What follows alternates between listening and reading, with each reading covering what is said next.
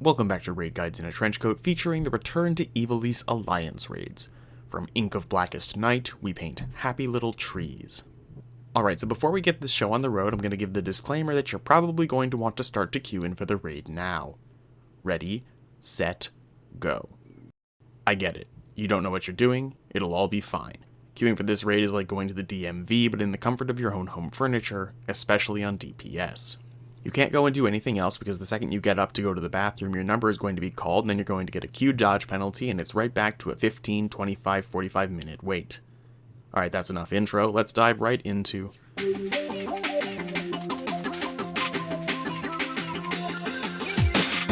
The Royal Shit Show of Ravanaster is the first of the 3 Alliance raids in this tier, and let's be honest, you're doing this tier because your friends told you it would get you into Zadnor, and while you have no idea what that means, they're promising you that it's fun, it's worth it, and that you'll spend all of your time there. Only one of those things is true, and it's not that it's worth it or fun. Anyways, here's some cute red chocobos crossing your path that you don't have a reason to despise yet, and then we're already at the first encounter. Mateus. Immediately, one of the first things he casts is an ice spiral. I haven't read any of Uzumaki myself, but my understanding is that I should take one look at that and start to shit myself. This spiral is host to a whole plethora of mechanics, but the quick and dirty is that Yuri, who is on ice, is going to begin to skate the spiral and try to trigger all of these mechanics. To stop her, kill aquaspheres, have 3 players stand on the water spouts, and have people with a large health pool pop the tiny bubbles, all while avoiding getting skated through yourselves. If you get tethered to something, break it. If your fizz range has a dot, let them die. Unlike Wipe Scathe, red mages will be able to fix your mistakes here, so make sure that they're pulling their weight. After this, the boss will summon down 7 meteors plus whichever of the big aquaspheres you ignored, and while I'm not crunching the numbers on a 6-year-old raid, you're going to need savage levels of Mitt to get most of your party through a mistake like that. Now we'll have a little bit of the Drowned and Breathless phase, but we dispatch it fast enough before anyone dies. In times of Moogle Tome events, this will be quite common, and in times of content drought, I've just got to pat you on the head and tell you that this is what real blind progging looks like. I'm not going to say it every time, but that sentiment is going to follow every single encounter of this Alliance Raid series. The hint I can offer here is that the Breathless stacks will kill you if you get to 10, but be cleansed by walking through the bubbles of air that these fume toads are hoarding like it's the NFTs they went all diamond hands on. The rest is up to you. Following Mateus is a brief ads phase that lacks real mechanics, but does come with the promise of 9 chests worth of loot when you finish. Now actually that's a lie because of course they're all mimics, but hey, most people aren't rolling on these glams anymore if that's what's drawing you to the raid, which means there will be plenty of chests for you. Hashmal Bringer of Order is next on the list, and if you're getting through Mateus thinking that this is like the Crystal Tower raids, it isn't going to be as bad as everyone says that it is, well this is where we change the vinyl from Baby Shark to Drowning Pools, let the bodies hit the floor. That'll teach you to queue healer. Most of this guy's mechanics involve raising these pillars and then cutting them down. Scrutinize the angle of this cut and then get out of the way before it falls over like the first domino in the chain you tried to set up on a carpet. This is a good time to mention, as a reminder, that you're level 70 in this content. It really fucks my muscle memory because my body knows that I should have had 3 stacks of En Avant available to me right there, but then again, there's my body after being crushed by a pillar. He also does this thing where he imbues one of his axes with the wrath and fury of every single layer of hell at once and then forgets to do the other when he realizes that he's 5 minutes away from the midnight assignment submission deadline. The safe zone is the side that looks safe. There's also these earth balls that turn into Rock Lee's ankle weights that do a massive distance-based AoE, as well as summoning this command tower, which is just another health bar to burn through. Closer to the end of the phase, you'll also get these sand spheres, which you should split yourself up evenly between, but as you can see, I was clearly on the smaller team of bodies and we still managed not to cause a wipe or whatever happens when you fail. Deal the last bits of damage, and then it's 3 big ads as a pseudo-encounter before you take a brief vacation down to Six Flags Eorzea for an unforgettable waterslide ride through the ruins of an ancient city or religious monument.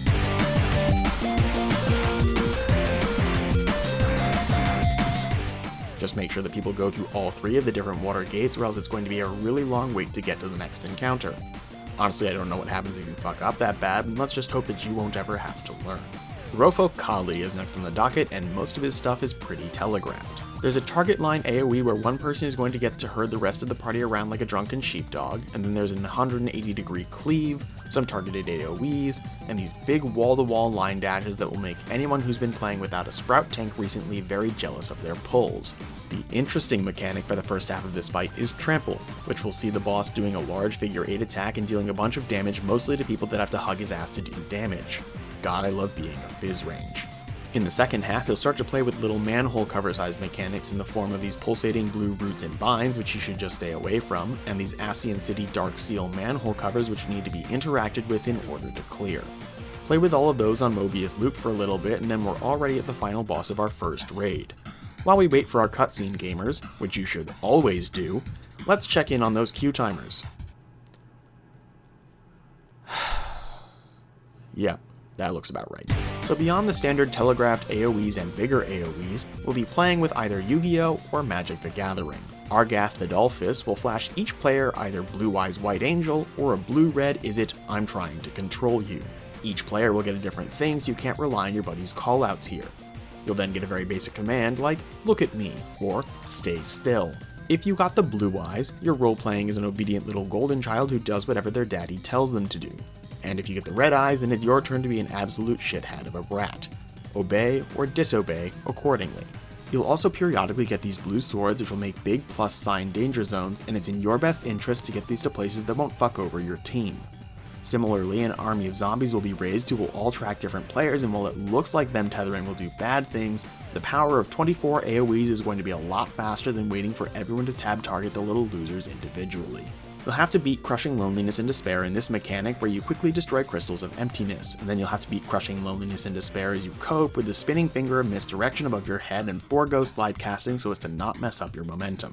I'd say soak the towers, but that's where we cleared, so fuck it, that's 33% of the tier down. Now you go and listen to Usopp Moogle dream about being a brave warrior of the abandoned catacombs or something, and then he'll run off by himself to further the plot.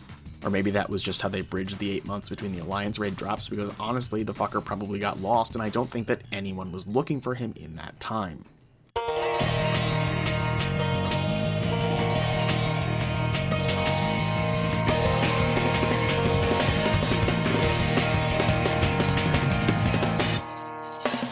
Ritterana Wipehouse is next, and my home turf of Famfrit gets to fight this monsoon nightmare of a namesake. Famfrit the Darkening Cloud as a boss requires you to be aware of your surroundings at almost all times, like a teenage babysitter who frequently wears the colors black and orange. Never know when a child is going to try and eat a Tide Pod again. Those were both AI art and entirely unethical of me to put in a video. Further, once again, that is very obviously AI and not a real person. Please do not ask me for the sauce, there is none. Also, fun fact, Bing Image Creator draws great issue with generating an image of a toddler holding a Tide Pod, but toddler eating a blue and orange laundry pod is entirely fair play. It's all about learning your search terms. Speaking of Tide Pods, the first mechanic is Tide Pod, which is just a tank buster, so 23 of you don't need to worry about it. For the first real mechanic, Famfrit is going to go all sub-sandwich sign-spinning jockey and end up with this big urn facing open in a direction. Half a second later, everyone in that quadrant of the arena is getting absolutely waterboarded. That'll happen 3 times. Just as you start getting comfortable with that attack, some players are going to get slapped with some massive chasing AoEs, followed up by the chamber pot equivalent of putting too much water pressure into your gardening hose. Keep dodging all of those, and then the next few attacks. The first and only thing you can't dodge is these little Dorito markers where you should end up with at least one more or else you'll take some damage. That's all of the new stuff, and then you'll start getting waterboarded and garden hosed all over again until you finish the fight. All those green DPS players should have learned from Shitshow at Ravenaster. Ascend the tower and work your way through an ads phase to reach our second boss, Ivalice the Gygus. As far as Ritterana bosses go, this is the one where you can get most screwed over by the players not knowing the mechanics. By the transitive property of mathematics, that means... oh wait, we're not quite there yet. This 3x3 grid of clocks is the first mechanic to learn, and it's pretty simple. If the clock looks like it's been doing drugs, don't stand on it. Stand on the one that looks like it's getting ready for a nice retirement off of their Roth IRA or whatever. Once the druggy one self-destructs, remember that retirement is a modern-day myth, and then get off of the slow clocks. Then you'll have some dashes where clones of the boss will dash to these arrows and then get redirected like they're trying to infiltrate our Team Rocket base. Avoid any tile they could possibly step on. For the mechanics that have actual consequences, you first have these 3 spicy chicken tenders that each tether to a player. That player will need to run as far from their chicken tender as they can so as to reduce the damage it will eventually do. The other 21 players need to not run through said tethers or else they'll get all of the heat sapped out of them and then be frozen in time, which will make them easy pickings for getting nuked by the AoEs that aren't far behind. Additionally, there are these fire clocks, and every time a player runs through one, the minute hand will move 90 degrees clockwise. After some time, this will launch fire into any square that the minute hand is pointing at, so set them all outside, call them Brittany, and leave them alone. You'll cycle through those mechanics a few more times, and then is off to another ads phase where you'll have to target these little devices so that your team can do damage. Next up is the most iconic boss in the raid tier. Construct 7 is the manic pixie dancing robot of everyone's dreams and the conventionally unattractive math tutor demon of high school boys' nightmares. There isn't a lot of this boss that isn't see and dodge some blue and orange AoEs, but there is this whole segment where the boss will fly down a line of the arena while blue lightning circles block your path, and then you have to somehow get to a corner of the arena to avoid the proximity drop in the center. There's also a rotator that has no business being this fast in an alliance raid, but that won't stop it from racking up bodies indiscriminately. But the real pod racing begins with the most confusingly named mechanic, Subtract. Confusing because subtraction is like the one thing that it has nothing to do with. It only requires addition, multiplication, and division. Construct 7 is going to cut 4 whole ass digits off of your health bar, leaving you with a very small pool of health, and then 4 little circles will appear. The gimmick here is that the boss will tell you to make your health fit some kind of convention by either adding 1, 2, 3, or 4 to your health total, or by adding nothing to your health if it already fits the bill. To that end, please remember that 1 is not a prime number. There's some highly technical math-related reason as to why that's true, but I think that it boils down to a prime number is only divisible by 1 and itself. If 1 is itself, it can't be divisible by 1 and 1. It's only divisible by 1. Only narcissists say I and myself, and telling the person fixing your order at Chipotle to give you rice and rice won't give you any more rice than they were already going to give your pretentious ass. That said, if someone tries this to prove me wrong and it works, please let me know because carbs are love, carbs are life. You'll also have this black hole gravity sucking mini boss phase where you can easily burst your way through the mini mechanic you get unless you're this team getting some kind of polarity mechanic, but honestly that seems like a them problem and I'm sure they'll figure it out. Get dropped back into the boss room and you'll just see more of the same, albeit with a slightly harder math phase. Construct 7 went to the are you smarter than a 5th grader school of mechanic progression, and so now you'll get 4th grade level questions instead of 2nd. Hit your damage buttons, and then it's off to the final Like a knife through butter! Except trying to knock this guy's health down is like trying to use a plastic knife to cut through a brick. Much like Final Fantasy XII, you'll get 5 minutes into the mechanics and realize you've only done 10% of the guy's health pool. Shit is insane. The mechanics for him are all pretty simple, starting with these vintage vinyl AoEs that I really wish I knew why they looked different from the usual orange danger puddles. There's a lot more in standard fare for AoEs, just like this attack where you have to huddle up under him or get absolutely blasted. Then, for making fun of the polarity people in the last encounter, now we all get magnetism-based attacks, and if you get caught in the air when he decides to pick everyone up for a ride on a tilt-a-whirl, then you'll die. To solve this, just remember that opposites attract and find the side opposite to your buff so that you can make like a dragoon and tank yourself tight to the floor. You also have this mechanic where Yizamat makes like an indoor cat and pounces on a laser pointer repeatedly as he thrashes his way through the arena. At some point, the boss will summon some ads and then pour his heart out to you like an incel to their therapist. And that's when the real damage will begin. Break his heart, take the kids, and then collect child support until he's bled himself dry. Alright, so this is already turning into a much longer video than I thought it was going to be, and we haven't even hit the longest raid yet. But if we look back over into the DPS queue, yeah, that's what I thought. Alright, so we'll do another chain of quests to arrive at...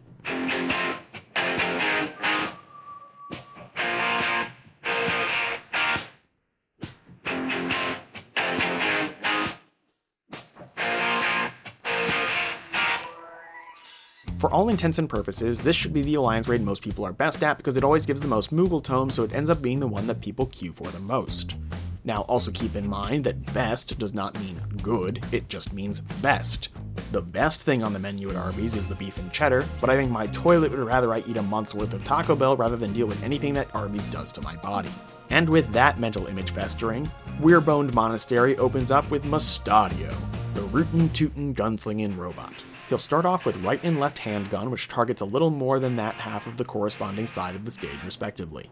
He then has an attack in which he activates some golem friends on the sides of the arena who will shoot their lasers in straight lines between the lines on the floor. Dodge them accordingly. Avoid some targeted AoEs and then you'll be treated to the first analysis cutscene, where Mustadio looks deep into your soul to find out what you're most self-conscious about. Your body? Your family? The one time you pushed a pull door in front of your middle school crush and everyone laughed at you for it afterwards? Mustadio sees all. But instead of getting defensive and denying these insecurities like literally every character in Persona 4, you need to point what would seem to be your vulnerability at the barrel of his gun so that he takes most of your health bar instead of all of it. Laugh at anyone who got ragdolled across the arena, and then every mechanic is just more of the same telegraph dodging. Nothing too complicated here. But following Mustadio is Pokemon Legends Agrias. I'm going to be honest, if you haven't played any of the recent Pokemon games, you're going to be a tad bit behind your peers. Because not only are there Sword and Shield mechanics, but you've got the secret bases from Omega Red and Alpha Sapphire, and all of one alliance ends up fucking terastallizing. But for how many wild mechanics there are, the Sword and Shield duty actions can solve just about everything you come across in this encounter. These duty actions will populate on your bar whenever you run through the requisite Shield or Sword circle on the floor. Starting with Shield, it can be used to block a lot of the boss's attacks. A good rule of thumb is that if it looks undodgeable, it probably is. So hit your handy dandy shield button to not get deleted. And then you have the sword action, which can be used to slap off enemy shield buffs like you're Uno reverse carding someone talking poorly about themselves so that they're susceptible to the loving words you have for them. Now the loving words in this metaphor are the swords, daggers, and fire forecasts you have in store for them, but let's not take away from this uncharacteristically wholesome moment. So generally speaking, it'll be pretty obvious when you should use one action or the other because 66% of your team will already be doing so, and that many people being wrong only happens in online forum arguments and any major news network besides The Onion. Those people are onto something. The big thing to watch out for in this fight is the fate that RNGesus has in store for you about halfway through the fight. You'll either get exiled to the Yu-Gi-Oh! Shadow Realm, suffer the aforementioned terastallization, which is not a good thing, mind you, or you'll be marked as the adults in the room who have to fix everything. In the Shadow Realm, you'll get a bunch of shielded ghosts and a doom marker where you need to kill them all before your doom timer gets the best of you, and eventually such senseless killing will get you back to the main room. The terastallized players are just going to be stuck staring down the barrel of a spicy line AoE, and the adult players need to break them out with a sword duty action. If people die, they die, but piety can only provide so much mana. After this, there'll be an ads phase and some particularly spicy AoE donut combos, but if you follow the leader, then no one is to blame, or everyone is. Following that fight, a portal will open to what looks like an old coloring book that barely anyone doodled in outside of a stray tree or the God of Thunder. The first section here will have you fighting a whole mess of ads with these twin and triplet stack AoEs where if you don't clear them fast enough by standing on them with people, the encounter will spawn you more friends since it thinks that you're lonely and don't have enough. Don't feed into stereotypes, grab a buddy. Anyways, after this is the guy you've all been waiting for.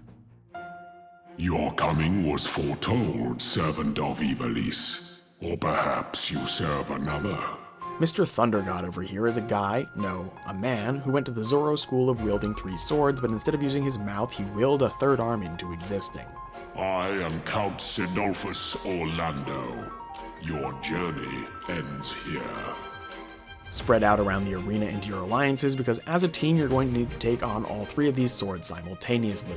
Each alliance gets 2 of these circular platforms to play with for mechanics, but everyone knows there's at least one guy who just hops between which alliance he's standing with because he has no idea where he's going, he just knows not to stand in the bad stuff. Let's just hope that person isn't your alliance's tank.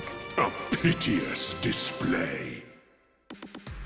The mechanics in this one actually take a few seconds to think about, so if you're going to wipe anything in this entire tier, it's going to be this guy. The first of these mechanics is a heal check doom marker where your healers get thrown right into the deep end despite 70 being the level that people can pull Sage at before they figure out which of Sage's 40 light blue abilities heal the entire party. Heal to full or die. Second wind is absolutely an option. Hark! The screams of ruin rise above the storm's discord. Shudder not in her endless cold. Fuck, this guy talks so much, I love it. Honed is the blade that severs the villain's head. Endless is the path that leads him from hell. The next attack will focus on his swords. If the swords are being held above a platform, that means that platform will not be a safe spot. If the swords are just kind of being held in the air near him, then run the fuck away, and swords shoved hilt deep into the stone floor denotes that nowhere is safe besides hugging into his little hitbox because he isn't stupid enough to hit himself. To live by the sword is to die by the sword. There is time enough for regret in the flames of hell. The boss will then mark one player from each alliance with shadow balls, which need to be taken away to the back of a platform or else they'll grow until they envelop your whole alliance. This could happen to anyone, so stay vigilant. Also, it's important that everyone agrees which direction to take their debuffs, because if they overlap with those of another alliance, they will also deal a metric fuckton of damage. Speaking of a metric fuckton of damage, that's what the Tank Buster does. Heal the tanks through it. As much as they want to man mode it, we yell at self-checkout for taking away cashier's jobs, so don't let the tanks take away yours. The hearts of men are black with corruption and must needs be cleansed. Now we see the return of the friendship circles, which will require 18 of the 24 of you to understand what's going on, or else we'll be giving the healers more jobs than they want, if anyone survives in the first place. Yes, I just let the healers have a job to do. No, I won't pick a lane, stand in a circle with 2 other people, and don't make the healer's jobs harder than they need to be. Then someone will get the danger debuff above their head and they should stand away from the party. As soon as the red danger circle appears, they then need to continue to run away from the party because those huge ass spikes are going to chase after them for a few hits. Misfortune hangs heavy on a head once held high. Such is poor cover for when the heavens fall. Mr. Thundergod is then going to knock you all up into a separate arena where you'll fight his 3 little cousins so that he can get some alone time on the PS3 without them interfering or complaining about how they want to turn as soon as they walk into the room. They'll throw out as many AoEs and stacks as they can to get away from you, but you're a champ at this by now, so you'll dispatch them no problem. Don't snipe other alliances with these long-ass beams. Open your eyes to the darkness and drown in its loveless embrace. Back down on the killing floor, maybe you've always wanted to play a tank but can't be bothered to level 1 up to 17 so that you can get carried through dungeons. I know that's how I feel about Monk. This next mechanic is great for that because it forces everyone besides the tank to step forward and protect their team. Someone will get one of those interruptible tether things and hold on to it. After some time, you'll be given your participation award in the shape of a big hit and a spicy vulnerability. It's at that point that another DPS player should run in and steal the tether because, let's be honest, the healers can't risk it and tanks having a vulnerability is going to be a whole ordeal. After a few transfers of the tether, if your damage is bad, you'll get the friendship circles again and then twice as many of those Shadow Ball debuffs for a total of 6, of which there are 6 platforms. Again, don't let them intersect when they expand. If there's anything spicier after this, I have no idea, but drop his health to 0 and then there's only one last god to slay. And that god is Mommy. Ultima. Launch into the fight and then... Hold on, how far into queue are we? Damn, still going. I hope you'll have books to read when you queue into Ritterana and Orban. Anyway, launch into the fight with some standard, don't stand in orange bad spots. Her second cast of bad spots will include 3 line AoEs that turn into ice walls where if there are too many of you standing between them, the following AoEs and spread markers are going to make for a cleanup in the ice cream aisle. Following the ice cream, we go to ice cross, which are full arena cross AoEs, so position yourself accordingly. And now it's time for a brief preview into Boja, where it'll be oops all Ivalice raid boss attacks all the time, feat the 4 elements of the avatar. For water, you'll first get more of those ice walls, and then the favorite water-filled chamber pot geysers, which will start bouncing around the arena again. For fire, it's drug clocks, which you'll need to start on the slow clock and then go to the fast ones just like in the Belias fight. Then we'll hop back a raid to Ravenaster, still haven't popped that Q by the way, where we'll avoid massive earth pillars that fall down like a tree in the middle of the woods that people are absolutely around to hear. Then, lastly, you'll have the air of audacity that some players have when they get a flare marker and don't move away from shoving their samurai sword into her abdomen so everyone else needs to scatter instead. Now that you've done each one, do them all at the same time with even more things added on top of it. Go slow clock, Dorito stack, don't get chamber potted, don't get fissured, and don't get cleavered by this very obviously telegraphed attack. The boss is immune, uptime is a myth. Speaking of myths, that's what this floor is about to become if you don't get inside this off-brand, totally not from Destiny 2 Titan bubble that appears in front of the boss. We know it's not from Destiny because that shit will do nothing to protect you from the massive amounts of damage she's about to put out.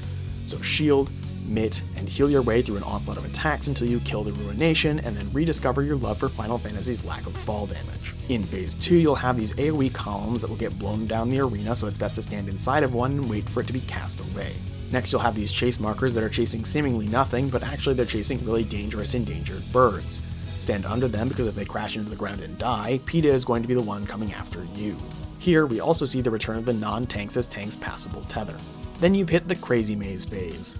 Well, sort of. Calling this a maze is like calling alphabet soup a word search. It's kind of cheating when there aren't any dead ends for you to get stuck in. The only way to get stuck is if the dice marker accelerator bomb sticks your unconscious body 6 feet under the ground because you moved when you weren't supposed to. Huddle up under her to deal more damage, and you might get a flare or an overzealous red mage tricking you into thinking that the safe zone isn't safe, but that's it. That's finally it. That's all of the fights in all of the Ivalice raids. Now that you've unlocked them, you'll only play them now and when everyone starts slamming them during Moogle Tome events again. Fuck, that was a lot. Go watch a real guide. Okay, well, I'm still in the queue for Ritterana. It's been 42 something minutes, but I'm standing in a club now. That's fun. I've been queuing with 4 people. Why the fuck didn't I wait till May to do this video? Anyway.